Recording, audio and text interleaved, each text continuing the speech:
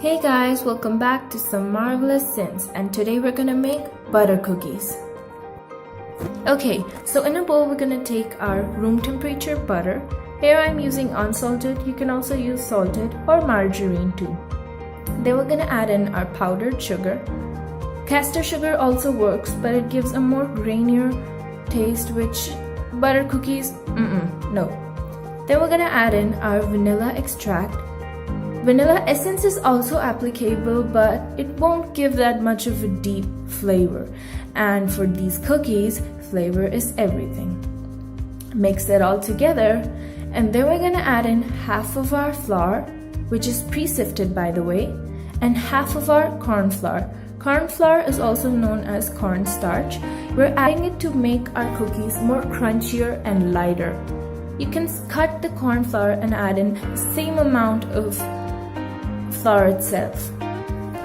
Now we're gonna mix it, and we're looking for a consistency like a paste, a pale yellow paste. We're gonna add in full of our flour and our corn flour, mix it. Now at this stage you might feel that your batter is very tight. Don't worry, it's absolutely normal.